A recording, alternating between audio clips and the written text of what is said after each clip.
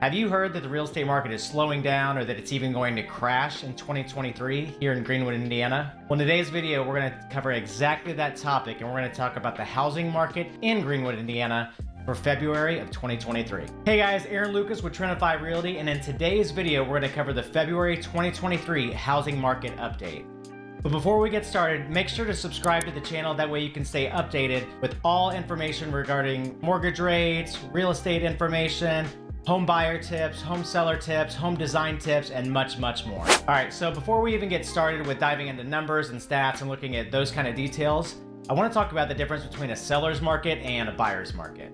And really what a seller's market is just when the supply of homes is lower than the demand from the buyers. So typically what we're looking for it to be a stable market is about 3 to 6 months worth of inventory, meaning that if not a single other home were to list on the market today or for the next, foreseeable future, that, it would run out, we would run out of homes available for sale in the next 3 to 6 months. So we really want that supply and demand really to be in an equilibrium. And for the past couple of years in Greenwood, Indiana, we've really been, a pretty heavy seller's market. So we are going to look at some of those numbers and dive in. Now let's talk about the buyer's market. So a buyer's market is when we have a surplus of supply. We have too many homes that are on the market and we don't have enough buyers. And this is usually if it's going to be more than 6 months worth of inventory. So again, if not another home listed, for the foreseeable future, it would take more than 6 months to run out of available homes for sale. So now that we know the difference between a seller's market and a buyer's market, let's actually dive in and look at some of the particular stats. We have 2.3 months worth of inventory. So we go back and we're talking about, being a seller's market, anything less than 3 months. This is currently, we're still in a seller's market.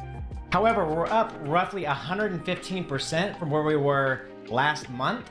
And then compared to last year this time, we're actually up almost 350%. So what does this actually mean if you are thinking about potentially listing your home or if you're thinking about buying a home? So if you've tried to list your home in the past year, 2 years, 3 years, and you were unsuccessful, now would be a good time to give it another shot because we're still in that seller's market and there's that pent-up demand from buyers to find a house that is on the market since there's not enough inventory in Greenwood. The other group of people that I would tell to think about getting your home on the market would be anyone that bought in 2019, 2020, 2021, when things were just absolutely crazy here in Greenwood. And there were multiple offers, there were 50,000 over list price, and it was just insane.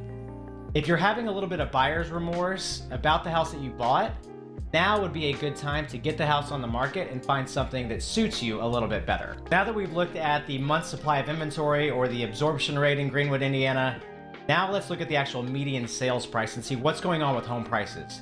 One of the most common questions I hear all the time is, what's my home worth? What could I potentially sell my home worth? What's the value of my home here in Greenwood? And currently the median sales price here in Greenwood, Indiana is $273,000. which is down about 13% from the prior month and about 12% from the prior year. And while that much of a drop does sound scary and brings up the questions like, is there going to be a real estate market crash? Is the real estate market slowing down here in Greenwood, Indiana? When we look at the overall picture of how much equity has been gained over the past 2, 3, 4, 5 years, there's still a substantial amount of equity for the majority of homeowners. So if you do have that equity, now may be a good time to think about getting your house on the market and finding something that suits you better if that's what you're looking for. Or it also might be a good time to go ahead and look at a home equity line of credit. Maybe you're trying to do some repairs, maybe you're trying to get some debt paid off, maybe you have some other goals that you're wanting to accomplish, and using that equity could help you get some of those goals accomplished. Another important stat to keep our eye on is the cumulative days on market, or how many days is it taking to actually sell a home on the market in Greenwood, Indiana.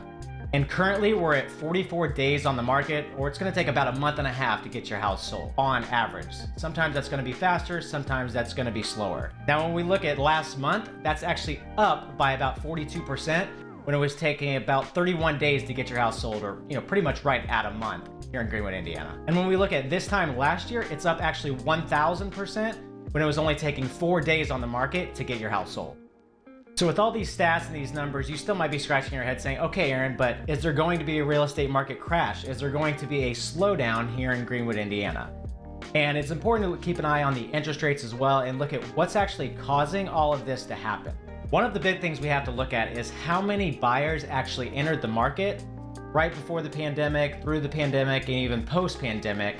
There was a large amount of millennial buyers entering the housing market, needing first-time homes, some of them purchasing their second homes, causing a massive increase in demand, creating that supply to be very limited and driving those prices up, creating an issue in the housing market. Now, as those prices have increased and increased and increased massively, what the Federal Reserve has done is try to increase those rates to calm down the buying, to try to fight inflation, and to make it more manageable in the housing market. We had reached a peak of roughly 7% last fall.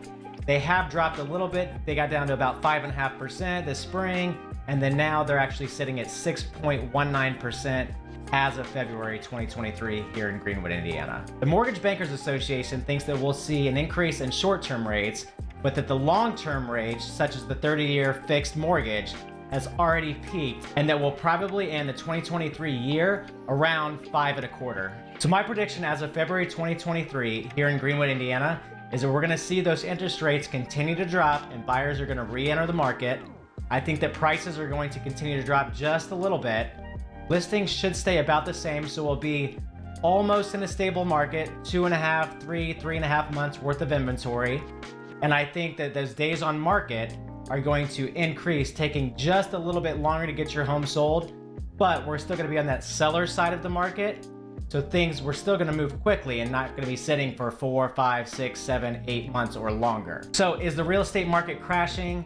Is the real estate market slowing down? No, I don't think so. It may have been the thing that got us into this recession, into this problem.